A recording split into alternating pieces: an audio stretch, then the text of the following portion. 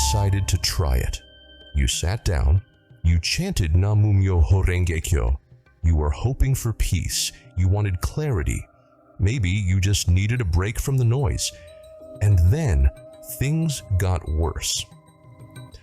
Suddenly, you felt a drain of energy, like someone pulled the plug on your battery.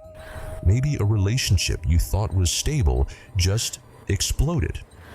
Or maybe you went to a meeting seeking support and you met practitioners who were rude, judgmental, or hypocritical. Now you are scared. You think, I invited bad energy into my life. You think, I made a mistake. Your instinct is to run. That is a normal reaction. However, I need you to listen closely. In Nichiren Buddhism, this chaos has a name. It is called Sansho Shima. In English, we call it the 3 obstacles and 4 devils. This resistance proves something important. It proves your prayer is actually working. A dead battery has no spark. A live wire creates heat. You are now a live wire. Today, we are going to look at why your life gets messy when you start chanting. We will explain why you feel drained, and we will talk about how to deal with toxic people in the community without losing your own path. Trust me, you are not crazy. In fact, you are just beginning the real work. Here is the situation. A viewer wrote to us with a very honest struggle. She has been researching, and she is frustrated. She said, I read a blog on Reddit from people who said they chanted for years and didn't feel it benefited them. I don't want to spend a lot of time on something that won't help me. Then she shared her own experience. The people I met from the Soka Gappai International seemed very problematic. One girl was cussing out Jesus. I found it very disrespectful. And finally, the physical symptom. In the middle of chanting, I was having my energy drawn to the point that it feels like narcolepsy. Why did the powerful chant not protect me? This is a very specific type of fear. You mentioned you are a hyper-empath. You feel the invisible world. You pick up on thoughts. You just want to be normal and have a peaceful life. So you look at the reviews online. Some say it works. Others say it's a waste of time. Then you try it yourself. And instead of peace, you get drained. You get sleepy. You meet rude people. Of course, you are skeptical. You are standing at the door, wondering if walking through it will just make you more unstable. I want to validate this. Your exhaustion was real. That narcolepsy feeling during chanting is actually a very common phenomenon. You asked, why did the chant not protect me? The answer might surprise you. It was protecting you, but it was doing it in a way that feels like resistance. You are looking at the dust flying in the air and blaming the broom. Let's look at the map. In Nichiren Buddhism, there is a specific term for exactly what you are experiencing. It is called the 3 obstacles and 4 devils. In Japanese, we call this Sansho Shima. This is not a bad omen. It is a mechanic of the practice. It is a rule of nature. When you try to change your life pushes back. Let me give you a metaphor. This will explain the chaos you feel. Imagine a room. No one has cleaned it for 10 years. The windows are closed. The air is still. To the naked eye, it looks peaceful. It looks quiet. You might even call it clean. Now, imagine you pick up a broom. That broom is your chanting. You start to sweep. You sweep with vigor. What happens immediately? Dust flies everywhere.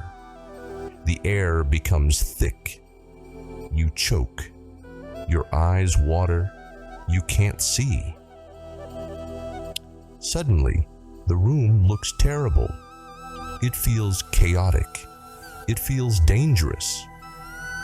You might look at that dust storm and think, I made a mistake. I broke the peace. I made it worse. You are wrong. The dust was always there. It was just settled. It was hiding in the corners. By chanting, you disturbed the dirt. You forced it into the air. This is the only way to remove it. The chaos is the cleaning process. Here is another image. Think of a boat floating down a river. If it just floats, it moves with the current. There is no friction. It is easy. Now, turn the boat around. Try to row upstream. Try to go against the current of your old karma. What happens? The water hits the bow. The waves crash. The resistance is intense. That resistance is Sansho Shima. It proves you are moving forward. Nichiren Daishonin was very clear about this. In a document called Letter to the Brothers, he gave us a warning. He wrote, "If you propagate it, devils will arise without fail. Were it not for these, there would be no way of knowing that this is the true teaching." Listen to that again. Devils will arise without fail. He did not say maybe. He said without fail. When you chant, you raise the frequency of your life. Your old environment vibrates at a lower frequency. The friction between those two states creates the heat.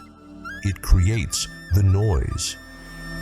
If nothing happened, it would mean you were standing still. You are feeling resistance because you are finally moving. Let's talk about that narcolepsy. You said you felt your energy being drawn away. You felt heavy. You felt an intense desire to sleep right in the middle of your prayer. This is a spiritual mechanic. Inside the teaching of Sansho Shima, there are 4 specific devils or functions that stop your practice. One of them is called the hindrance of the 5 components. That is a complex term. It simply means resistance from your own body and mind. When you try to break your old karmic patterns, your body rebels. It gets sudden aches. It gets itchy. It gets impossibly heavy. Then there is the devil of the 6th heaven. This is the force that controls the desire to remain ignorant. It saps your will. It whispers, "You are tired. Just sleep. Do this later." It feels like your energy is being stolen. In reality, your lower self is hitting the brakes. It wants to keep you small. Now, about being an empath. You mentioned you connect to the universe and pick up clues. You are sensitive. You worry that chanting opens a door for outside energy to invade you. This is a common fear for sensitive people. You treat yourself like a sponge. You think you are absorbing the room. Nichiren Buddhism takes a different approach. We act as suns. When you chant, you generate light from the center of your life, outward. A sun burns the darkness away. You are the source of the energy. If you feel drained, you are likely doing one specific thing wrong. You might be closing your eyes. Many forms of meditation teach you to close your eyes. They teach you to withdraw. They teach you to float in the ether. Nichiren Daishonin taught the opposite. He taught us to chant with our eyes open. We look at the Gohonzon. If you do not have a Gohonzon, look at a blank wall. Look at a focal point. We practice for reality. When you close your eyes, your mind drifts. You start thinking about the rude girl at the meeting. You start feeling telepathic signals. You float away. That is what drains you. Open your eyes. Anchor your vision. When you stare at a physical point, you stop the drift. You stay here. You stay in the driver's seat. Sharpen your focus on the sound of your own voice. That sound is your shield. Now we face the hardest hurdle. Other people. You mentioned a specific incident. You went to an SGI meeting. You saw a leader cussing out Jesus. You saw her hiding a St. Jude candle. You found it disrespectful. You are right. It was disrespectful. It was confusing. So, you looked at her and thought, she is a leader. If this practice works, she should be kind. She should be wise. This brings us to a painful question. Why are so many religious people hypocrites?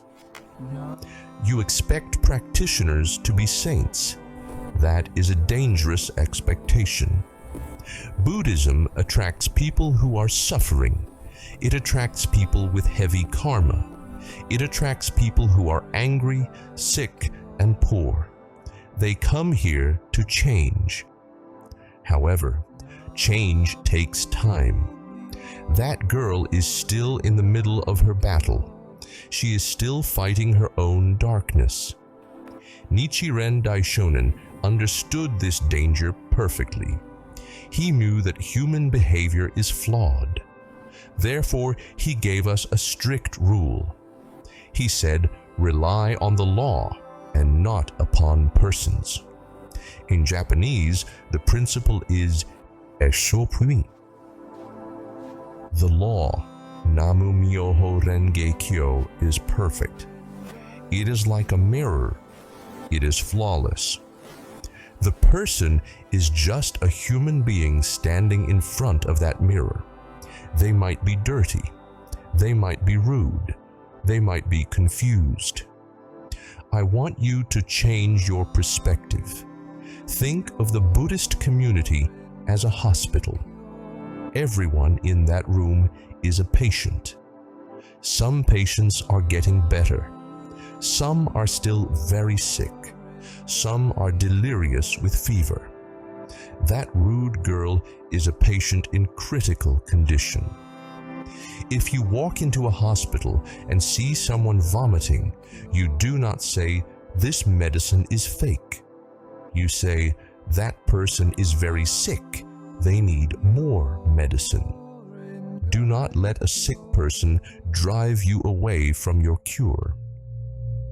If she is acting out, that is her karma. It is her struggle. You are there for your own life. You take your medicine. You focus on your own recovery. Look, NMRKOB don't stand with Soka Gakkai International for very good reasons. However, this is not the right time to judge them. NMRKOB stands for everyone who are interested in the pure teachings of Nichiren Daishonin, regardless if you're part of a sect or not. So, what do you do now? You are sensitive. You feel drained. You see the mess in the community. Here are 3 practical steps to protect your energy while you chant. Step 1. Set a protective intention. You mentioned feeling invaded by outside thoughts. You must close the door before you start. Before you say the first Namu, sit still. Set your mental boundary. Say this to yourself: I am chanting to polish my life. My Buddha nature is solid like a diamond. No external influence can touch it. You define the space. You own the space. Step 2. Control the quantity. You mentioned narcolepsy. Stop doing that. Nichiren Buddhism values quality. It values focus. 15 minutes of powerful, focused chanting creates a breakthrough. 3 hours of sleepy, fearful chanting creates exhaustion. Treat this like a tune-up. Chant for 15 minutes. Stop while you still feel strong. Build your capacity slowly. Step 3. Use the noise. You will see hypocrisy. You will see rude people. Use them. When you see a bad example, use it as fuel. Say to yourself, I see how ugly that looks. I am better than that. Their mud is the soil for your lotus. Grow from it. Let's go through it, what we have learned. Remember the dusty room. The dust proves you are sweeping. The waves prove you are rowing upstream. We often think the obstacle blocks the road. The obstacle is the road. If your life got worse after you started chanting, congratulations, you just started the real work. You need a safe space to practice. You need a place to recharge without the noise. Join our chant video. You see it left on your screen.